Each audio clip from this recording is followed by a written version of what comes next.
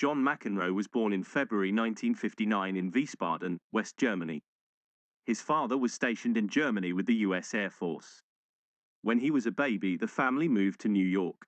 John was the eldest of 3 boys. His brother Patrick was also a tennis pro. And get an education in case something doesn't pan out. And I actually didn't really think about it a whole lot. It just happened, really. I would have liked to think I've been a basketball player, but a 6-foot player at this point in the NBA was pretty shaky ground. So it's really hard to say. I feel like I made the right career decision. McEnroe won his first Grand Slam singles title aged 20 at the 1979 US Open against fellow New Yorker Vitas Gerulaitis.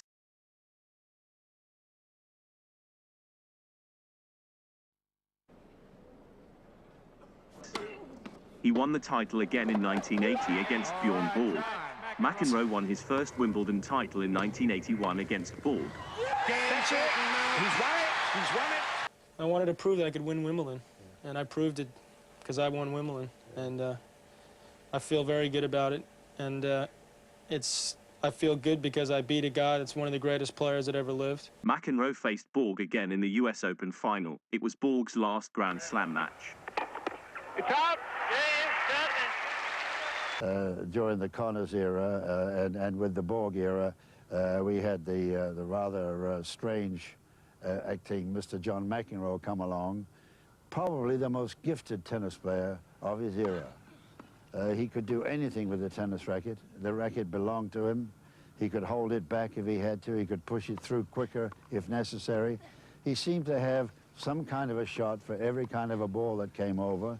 Was a good tactician and a rather strange-looking service, which was unique unto himself.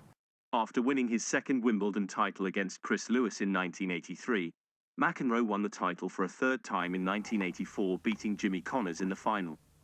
At the US Open, McEnroe won his last Grand Slam singles title, beating Ivan Lendl in the final.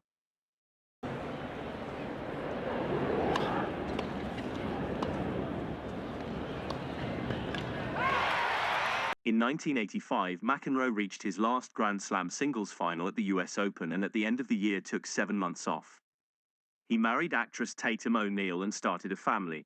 McEnroe was not the same player after this break. I think he's been a great asset to the game of tennis, but he's his own worst enemy, unfortunately, because he just can't control that behavior because he wants to win so badly.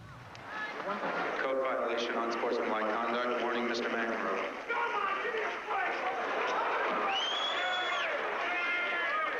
Come on! This is absurd! I can't believe this! You know, people that take the kids, the parents take the kids to see, play, to see tennis, and sometimes if they, really go over the limit, that's really bad. I regret certain outbursts where it ended up probably hurting everybody. It hurt me, and it may have hurt like the game in a small way, and maybe some younger people that look up to you, and maybe I personally think younger people see through that and see the good and sort of disregard the bad. I know that's the way I was when I was young, and I think most young people that way. That's no way that ball was in! He called that ball out. He intimidated you if you think that ball was on the line. I don't regret like my personality. I feel like I like myself as a person. I think everyone has times where they wish they could smooth some edges. Play on. You are getting a public warning. Now, please play on. Unfortunately, my edges are so clear. My edges, for the most part, are on the TV and in the newspapers in front of people, my worst moments. There's ways of using energy without screaming. I mean, you could scream at yourself. You could say fudge instead of a 4-letter word.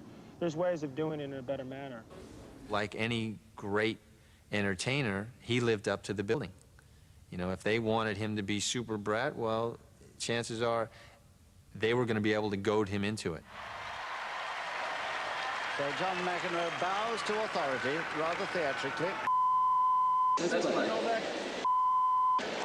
Code violation, verbal abuse, default, Mr. McEnroe. Game, set, match, point. That's the end of the match. The crowd is stunned, they can't believe it. I'm sure that you'll find out what I said. It was a 4-letter word, and I was unaware. I thought the rules were different. I thought we were still playing the the rules of last year at Grand Slam tournaments, I was misinformed. My understanding was that at this tournament that we were still playing the 4-step as opposed to the 3-step. I really don't have anyone to blame but myself in that sense for not being aware of that. I mean, this is like a long story, you know, that culminates in me getting defaulted at a big tournament. I mean, I guess it was bound to happen. It's too bad. I don't feel good about it, but I can't say that I'm totally surprised. You tell someone he's a complete jerk. You think he's going to turn around and give me calls? He's going to make even sure that he's not going to give me the calls. I had no calls come my way. That's what's so funny about it.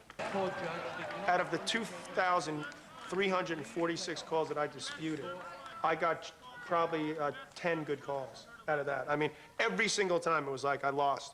So how could they say that it was to help me? I intimidated them into what? Giving me more bad calls? I mean, I never saw good calls come my way. Maybe I'm biased.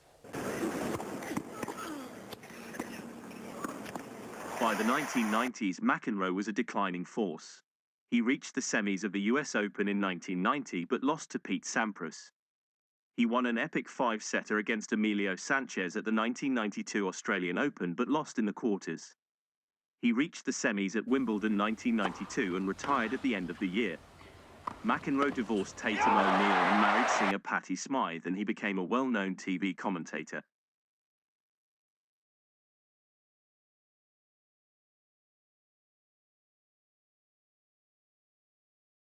Thanks for watching.